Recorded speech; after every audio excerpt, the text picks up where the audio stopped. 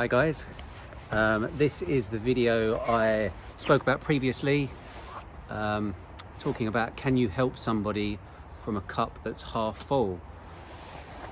So I know this is quite a big thing in the collective at the moment, because a lot of people that I spend time with, a lot of people that I work with are all talking about similar sorts of things, but it seems like collectively last year we were all put to the test to actually put up some boundaries. That I know personally from my experience that I was the sort of person that if a friend was to phone me up at 2 o'clock in the morning saying they need help, I'd jump out of bed and go and help them. But then at the same time, I'm playing the saviour, and then there's moments where, and now I'm going to go into, I do quite a few talks on vulnerability, and there's points in my life where I'm sitting in a toilet at like 2 o'clock in the morning with 4 grams of cocaine and an iPad watching porn and a knife because I'm scared someone's going to come in the house.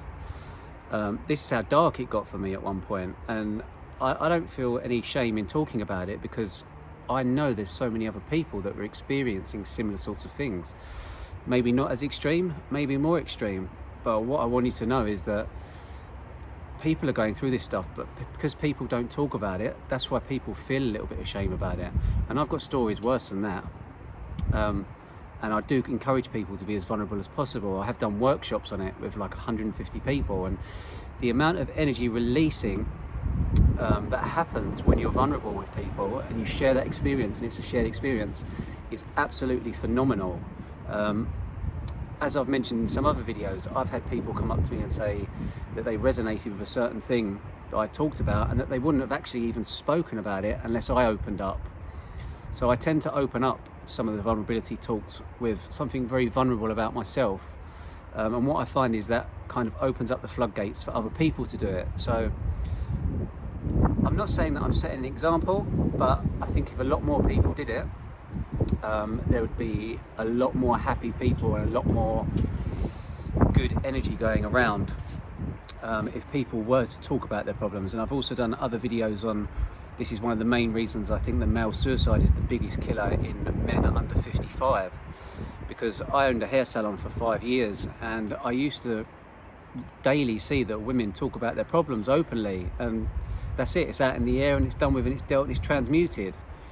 But guys were very much more, didn't want to talk about it because they were scared of what another guy would say, and there's friendly banter, or sometimes friendly banter is okay, but it depends on how the other person's going to take it, because perception is such a powerful thing. We can perceive things in so many different ways. I remember actually saying a compliment to someone once, and they took it as me having a go at them. So that just shows you how, depending on the person's level of energy and vibration at that particular time, they're only going to hear what they're actually ready to hear. That's why sometimes you can have a conversation with someone and you can tell they're not even listening, it's just going in one ear and out straight out the other ear. And yet other times you can be with someone and you almost don't even have to have a conversation, and the person knows exactly what you're talking about, because the vibrational resonance is so strong that you don't need to talk with each other, because your energy systems are in line and you're vibrating at the same sort of level. So I'm a big believer in that you can't help anybody until you've fully helped yourself. I tried it for many years, and working in a hair salon and having a hair salon, you almost do take on the role of a counsellor at some points, and it can be a very draining job. But when I took 3 years off and just travelled, and I decided to just go and experience everything that I ever wanted to experience. So I wrote down a list of everything that scared me, public speaking, spiders, and I worked my way through that list, and I just ticked one off after the other, and that was almost like energy releasing, bang, bang, another one gone, another one gone, another one gone, almost like clearing each chakra out. So my human design is an emotional manifester, so I should be very good at talking, and I am very good at talking now. But over the years where I told so many lies, I closed my throat chakra up, so that energy center was completely closed. So when I got on stage, I'd just absolutely freeze, shit my pants, and want to run off the stage sweating.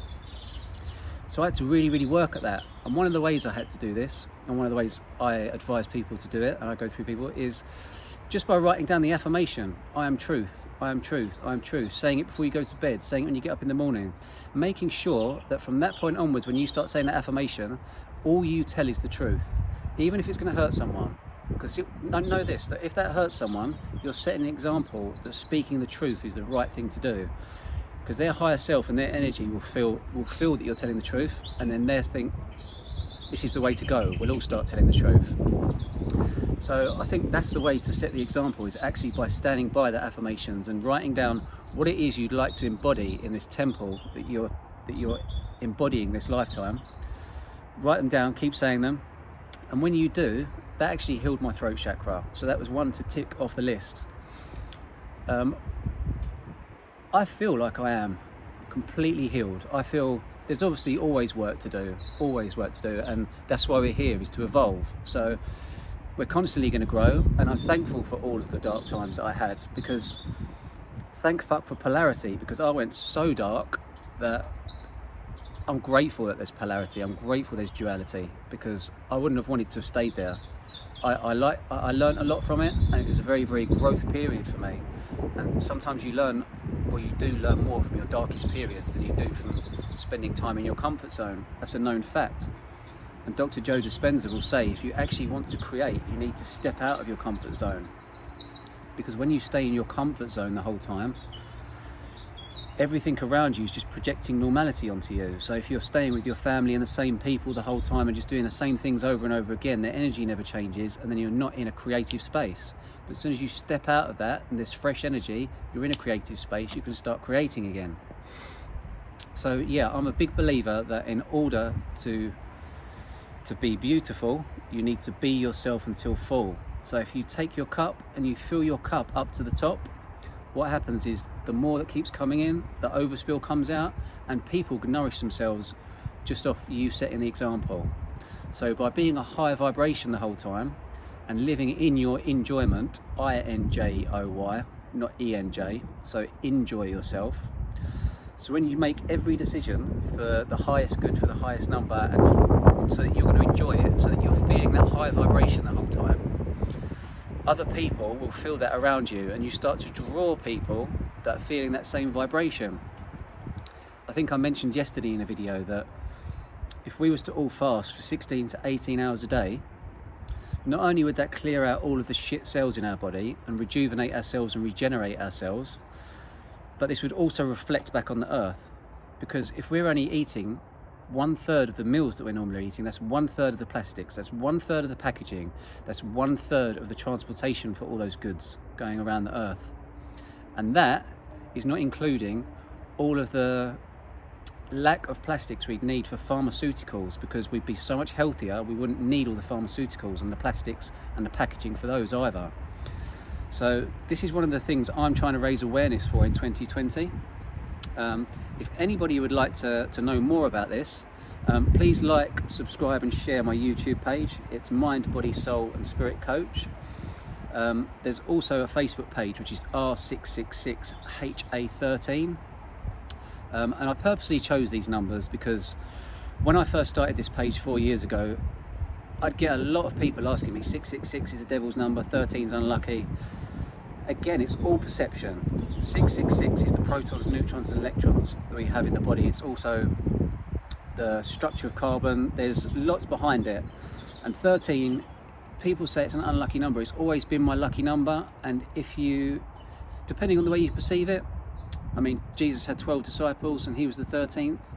There's so many positives around the number 13th. If you read other books like the Book of Thoth, you can change your perception on, you can find goods and bads for anything. We're here to live in polarity, we're here to experience duality. And the reason we're here to experience these poles is because then you can start to pick which ones you want to bring into your reality. And when you start embodying them, that starts to come to you. And it's almost like you create your own little heaven. I'm talking about this because this is what I'm experiencing at the moment. This is what I've experienced. And I want to share it with everybody. So if this interests you, please, as I said, like, share and subscribe. Also, feel free to come along to one of my talks, or one of my workshops, or one of my retreats, depending on what sort of level you want to jump in at. I'm also looking for other people to come on board with a team to host workshops and retreats. So if you're interested in that, then please do get in touch. There's an email link below as well. I hope you all have a great day. I'm going to be posting every day now, so it's one of my resolutions to get a video out every day of the week, hopefully, apart from Sunday. So yeah, look forward to seeing you guys on a more regular basis. Hope you all have a great day. See you soon.